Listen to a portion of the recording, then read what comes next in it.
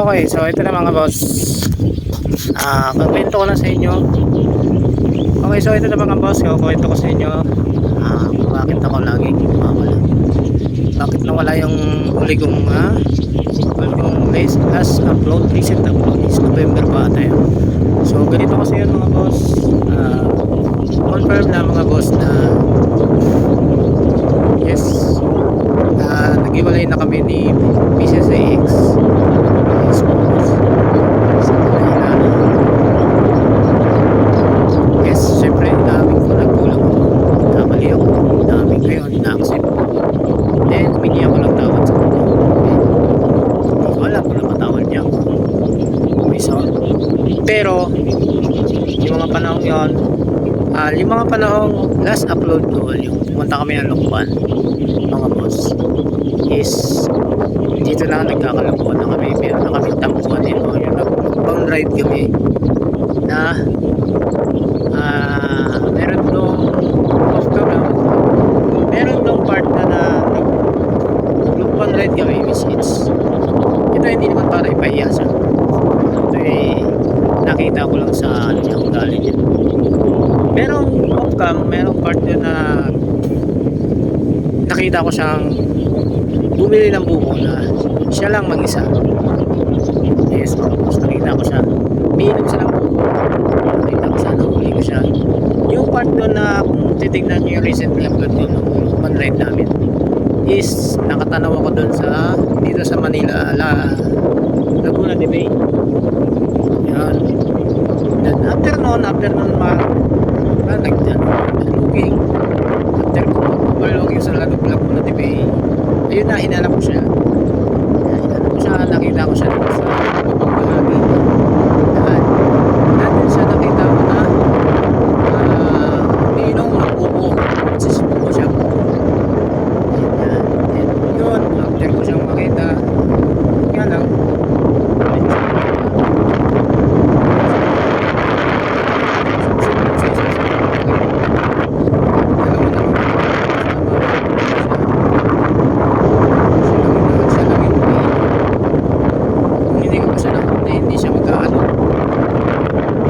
bilang isang partner ay dapat alugin or alugin kung tao gusto mo ba nito, gusto mo ba lang naman yung time na yun kasi dinamdam ko yun yan po siya lang yung may nalang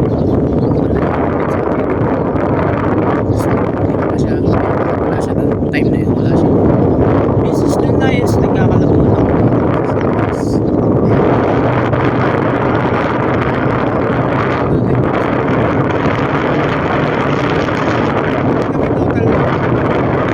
Usap, hindi niya totaling pinalis lang niya sa bahay, sa inupahan namin. This is pinalayas ako, which is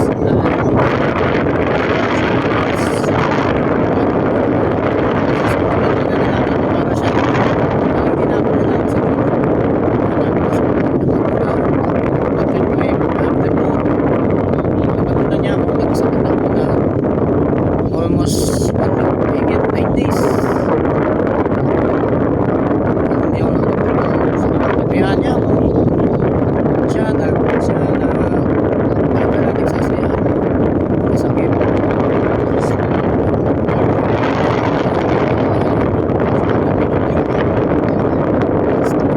Wala akong makasama. Time na yun, wasak na wasak. Down na down.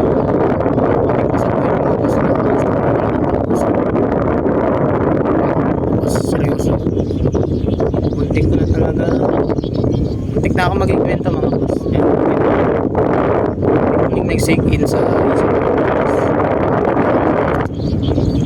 Buti pumasok sila sa isip. Naalala ko sila. This is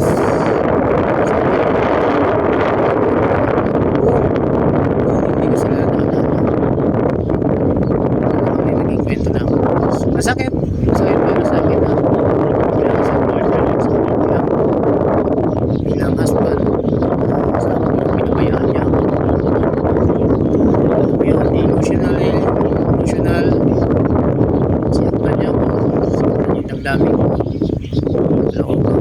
sumalog ko sa kanya, nagtapos ko sa kanya, galit po. Maraming tanong na pumasok sa isip ko na walang sagot. Tapos ito pa mga boss, pumunta siya ng February sa amin, usap kami regarding sa sustento. Ito dakat na lang, no? Putulin lang natin sis. Sabi ko yung sustento kasi kailangan ko pa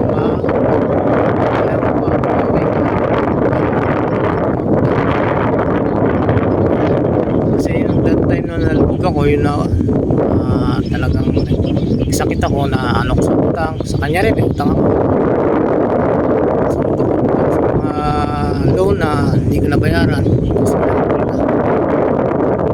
Tapos February, meron pa nila sa akin January is meron ng bago.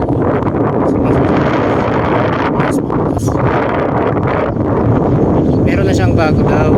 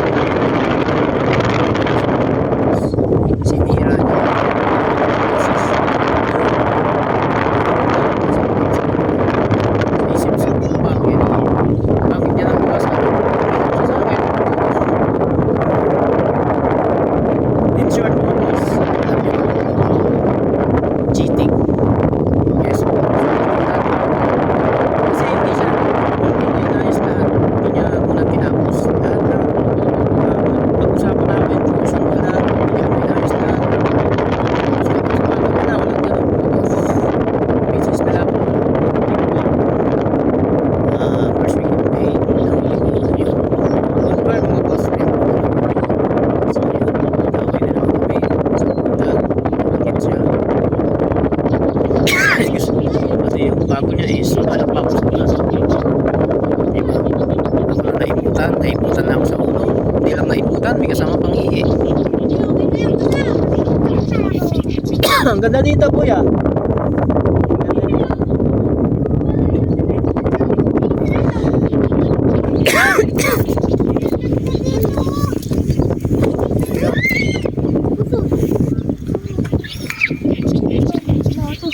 Ba na ako? Dito na kami lang. Vlogger po kayo, kuya. Kaya sa Facebook. Sama mo kami vlog. Sa Facebook lang. Ikala ko vlogger. Nakita ko lang to sa Facebook. Tara! Sino? Ayun nga mga boss. To cut to the long story. Ay, yan.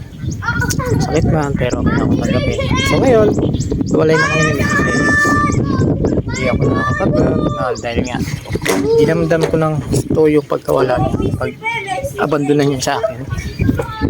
Masakit pero kailangan ko nang bitawan siya. Yan.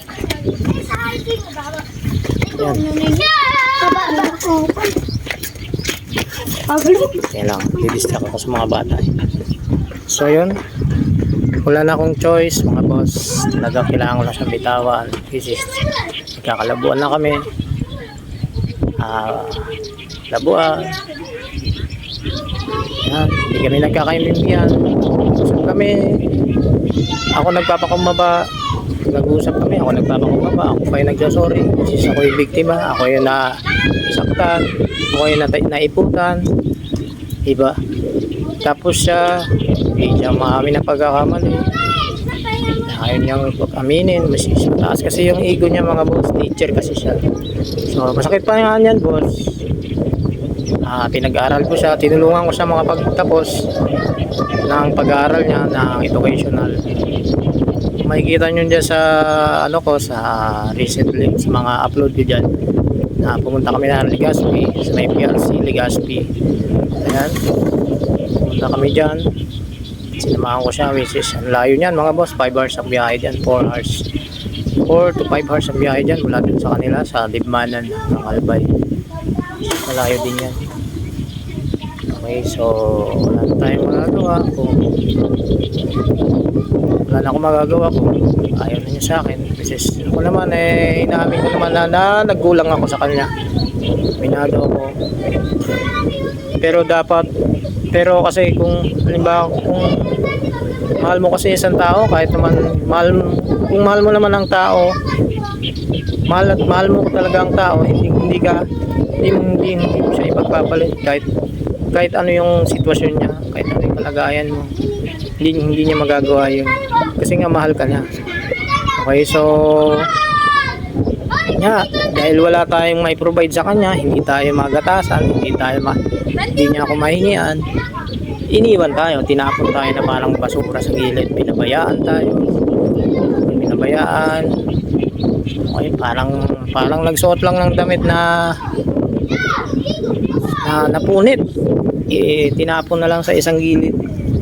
Yan mga boss, dapat sa relasyon dapat ganyan ang mindset mga boss, diba? Sa relasyon naman lahat naman dumadaan sa problema, matinding pagsubok, sa malalang pagsubok. Is dapat nagdadamayan kami, nag-uusap. Okay, so ang problema kasi sa amin, meron siyang gusto sabihin sa akin na hindi niya inilabas sa akin, hindi kami nakapag-usap. Kasi sa iba niya inilabas, sa ibang tao niya sinabi, hindi niya sinabi sa akin na dapat sana magagawa ng paraan, mapagpaplanuhan. Baligtad siya iniba niya.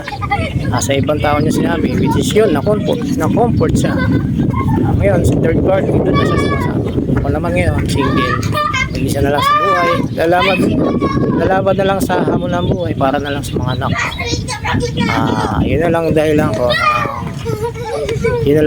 ko para mabuhay, para gumising sa umaga, trabaho. Yun na lang, silang dalawa na lang yung mga anak ko. Silang dalawa na lang magiging priority ko. Sa pag-aasawa siguro malabo. Hindi na mga boss. Kasi ayoko naman magsalita ng tapos. Kung may darating pa man na ibibigay ni Lord, tignan natin, pero siguro hindi na natin ibibigay lahat. No? Relasyon kasi yung ginawa kasi ng misis ko, hindi niya tinignan yung sakripisyo ko ang tinignan niya yung mali. Lahat ng sakripisyo ko hindi niya nakita yun mga boss, which is napakasakit sa akin yun. No? Tapos ito pa mga boss, yung diploma, dahil nga kasama kami ng loob, yung diploma niya lagi niyang niyayabang sa akin yung diploma niya, which is nakatulong naman ako doon para maabot niya yun, para magkaroon siya ng diploma. Dahil sa motor ko na rin yun, Smash, kaya niya nakuha din yung diploma na yun. Alam niyo ba mga boss, na ito palang misis ko, si Mrs. X, ay pinagsisilusan niya rin si Legendary. Oo mga boss, nagsisilusan niya si Legendary, which is nagulat talaga ako. Buti pa daw yung motor, mahal na mahal niya, diba? Sabi ko sa kanya, bagay lang naman yan, ginagamit, wala namang buhay yan, bakit pinagsisilusan? Which is gamit ko lang sa panghanap buhay. Kaya daw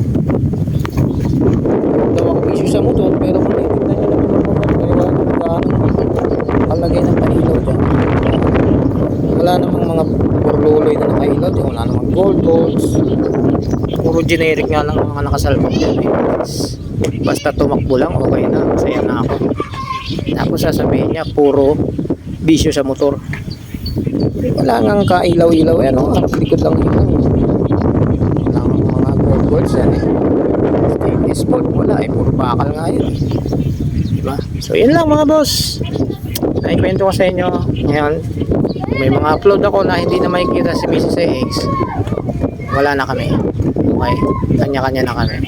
So yun mga boss, dito ko natatapusin na temporary ko.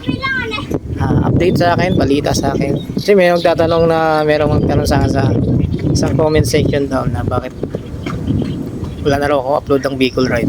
Yun mga boss, nag-usap naman din kami ngayon na kami itong mga nakarang araw pwede naman daw din ako pumunta doon sa kanila para sa mga bata. Kasi mga bata nandun sa probinsya na sa Bicol, pwede ko naman din daw silang dalawin. Paalam lang ako. Okay, so pwede pa rin tayo mag Bicol Ride mga boss. So yan mga boss. So sa ngayon, dito lang muna tayo sa Manila. Trabaho lang muna tayo. Focus para sa mga bata. Okay. So yan, hanggang dito muna lang muna mga boss. Salamat sa panonood mula dito sa Lighthouse dito sa Tanay. Okay. This is X Monoblock. Ride safe. Peace. Bye bye.